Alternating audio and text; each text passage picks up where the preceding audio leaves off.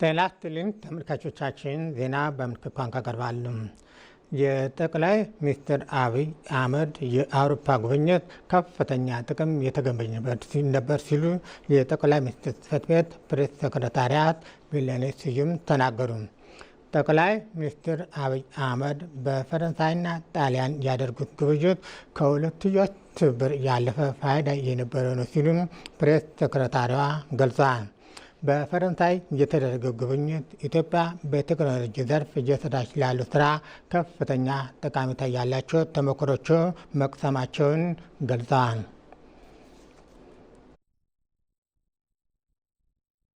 ፕሬዚደንት ማክሮን ኢትዮጵያ መምጣታቸው ይታወቃል። ያም ሁለተኛው ጉብኝታቸው ነበረ በኢትዮጵያ።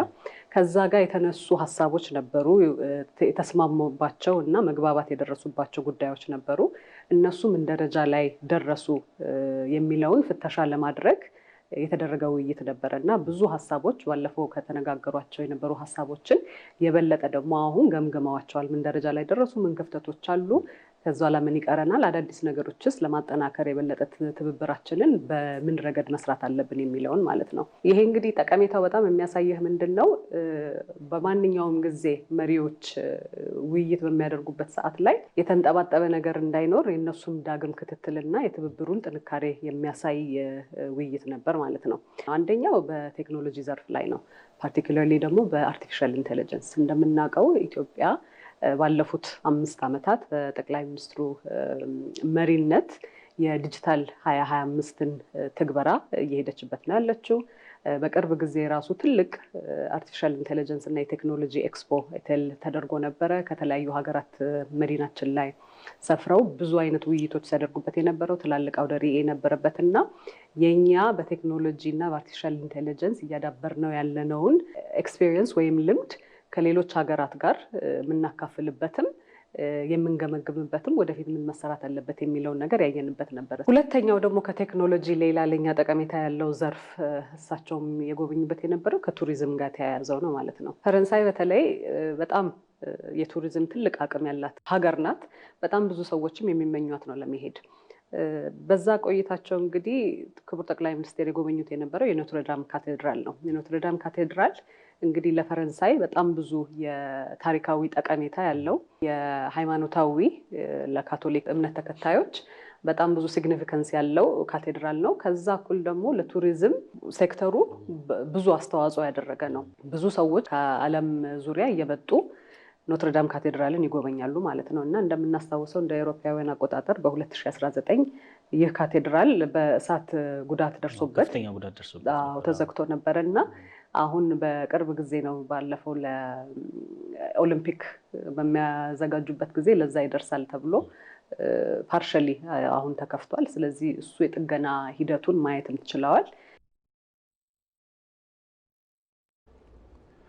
የጸጥታና ደህንነት ተቋማት ሪፎርሙ ፖሊስ ሀገራዊ ተልዕኮውን በብቃት እንዲወጣ አስችሎታል ሲሉ የኢትዮጵያ ፌዴራል ፖሊስ ኮሚሽነር ጄኔራል ደመላሽ ገብረ ሚካኤል ገለጹ። የኢትዮጵያ ፌዴራል ፖሊስ ኮሚሽነር ጄኔራል ደመላሽ ገብረ ሚካኤል ወቅታዊ ጉዳዮችን በማስመልከት ማብራሪያ ሰጥተዋል።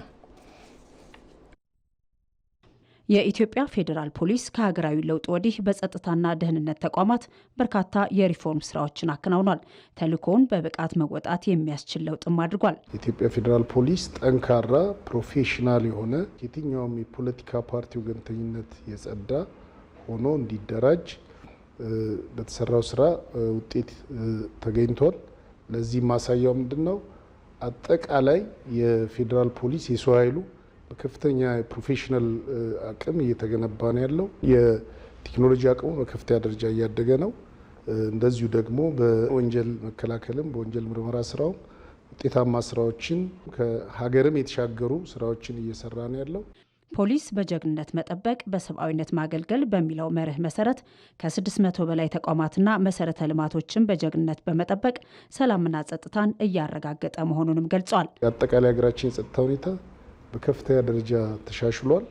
ለምሳሌ ለማንሳት በኦሮሚያ ክልል ከዚህ በፊት የሸኔ ሽብር ቡድን በየቦታው ሲፈጽማቸው የነበሩ የሽብር ተግባራት ሀገር መከላከያ የሚመራ ኮማንድ ፖስት አለ። በዛ ኮማንድ ፖስት ስር ፌዴራል ፖሊስም የክልሉ ፖሊስም እንደዚሁ ደግሞ የክልሉ የጸጥታ ሌሎች የጸጥታ አካላትና መስተዳድር ተቀናይቶ ከህብረተሰቡ ጋር በሰራው ስራ ዛሬ ላይ በጣም ትርጉም ያለው ለውጥ የተገኘበትና በየትኛውም የኦሮሚያ ማዕዘናት እንቅስቃሴዎች ማድረግ የሚቻልበት ሰዎች ወደ ልማት የተመለሱበትና ተጨባጭ ለውጥ የመጣበት ነው ያለው።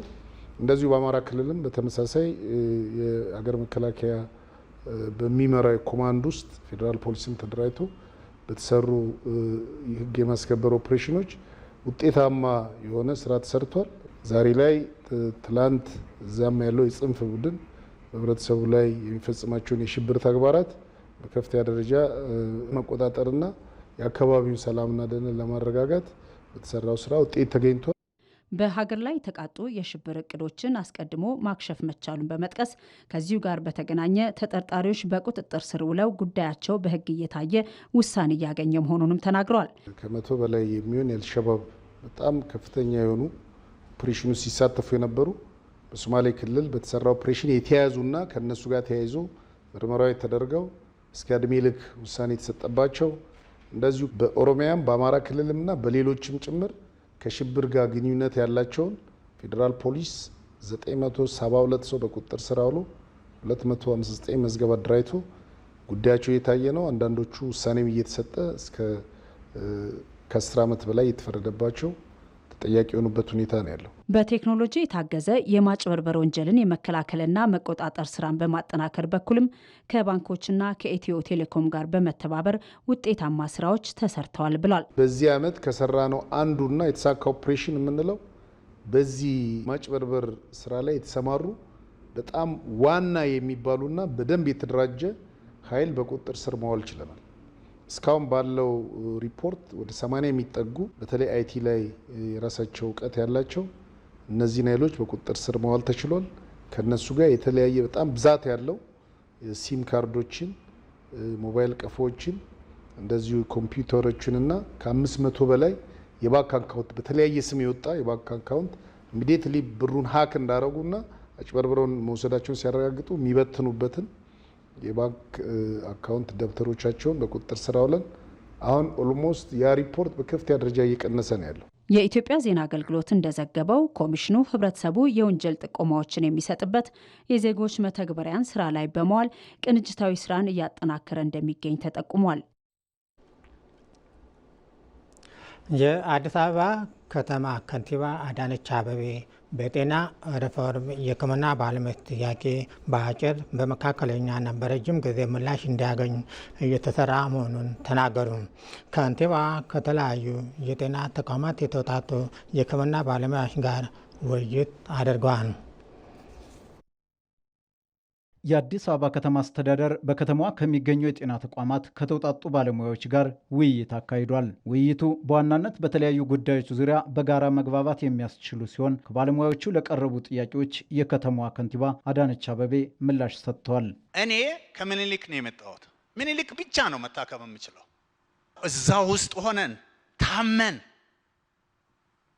ከዛ በሽታ መጥቶብን ሪፈር ወደ ጥቁር አንበሳ ስንሄድ ከፍለ ነው የምትታከመው ከተባልኩ ምኑን ሰራውኝ? እኔ ጥቅማችን ቅድም የተባሉት ሄልዝ ኢንሹራንሳችን ደረጃ እርገት ይሄ በደንብ ቢታይና ለዚህ መፍትሄ ቢሰጠን። ሐኪሞች፣ የጤና ባለሙያዎች ትልቅ የሀገር ባለውለታ ናቸው። ወደፊትም ባለውለታ ሆናችሁ ትቀጥላላችሁ። የእናንተን ስራ የሚመዝን ጥቅም የለም፣ የሚመጥንም የለም። ምን ችለውን ያክል ከሀገሪቱ ሀብት ከከተማችን ሀብት እናንተ ጋር ለማድረስ ወደ ኋላ የምንለው ነገር የለም። እስከዛሬም አላልንም። ይህንን ከግንዛቤ ያስገቡ።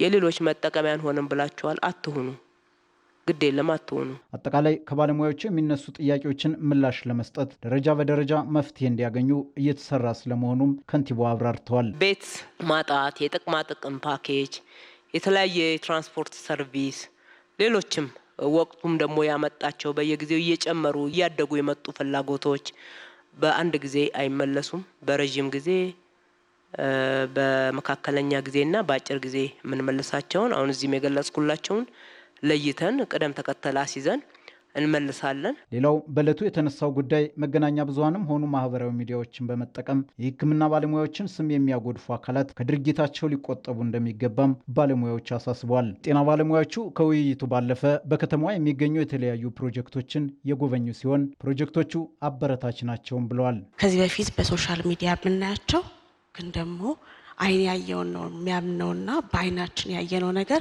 እጅግ በጣም የሚያስደምም ነው። ብዙ አይነት ጫና ያለባት አገር ናት እቺ አገር። በዚህ መሃል በመርፌ ቀዳዳ እየተሸለከ የሚሰራ ይህ ሁሉ ፕሮጀክት አንደኛ ታሪክም እየሰራችሁ ስለሆነ ልትመሰገኑ ይገባል። ውይይቱ የላቀ የጤና አገልግሎት ለሀገር ብልጽግና በሚል መሪ ሀሳብ ነው የተካሄደው። በመጨረሻም በማይናማር በአስቸጋሪ ሁኔታ ውስጥ የነበሩ ከ700 በላይ ዜጎች ወደ አገራቸው የመመለስ ስራ መከናወኑን የውጭ ጉዳይ ሚኒስቴር አስታወቀ። ሚኒስትሩ ትላንት በሰጠው ሳምንታዊ መግለጫ እንዳስታወቀው ዜጎቹ በህገወጥ መንገድ ከሀገር የወጡ መሆናቸውን የሚኒስትሩ ቃል አቀባይ ነቢያት ጌታቸው ገልጸዋል።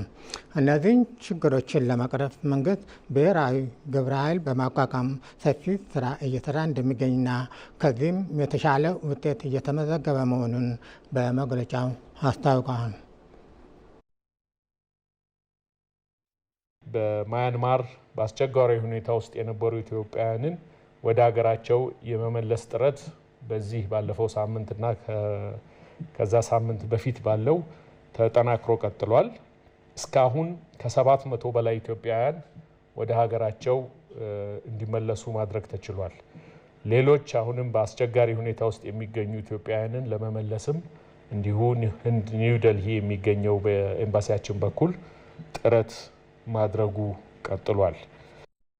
የውጭ ጉዳይ ሚኒስቴርና በክቡር ሚኒስትሩ የተሰጠ ውክልና አለኝ በማለት በማጭበርበር ወንጀል ላይ የተሰማሩ ግለሰቦችና ሐሰተኛ ተቋማት እንዳሉ ተረድተናል።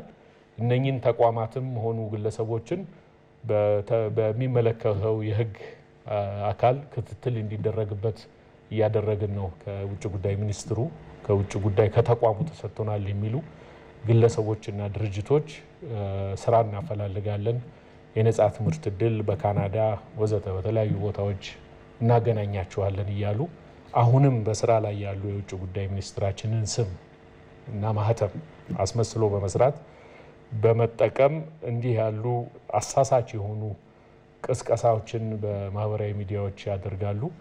ቀላል የማይባል ህዝብ ቁጥር በዚህ የተታለለ ወደ ተለያዩ ገንዘቡንም ጊዜውንም እያጠፋ እንዳለ መረዳት ችለናል። ዜና ባበቃ። ከቀሪ ፕሮግራሞቻችን ጋር መልካም ቆይታ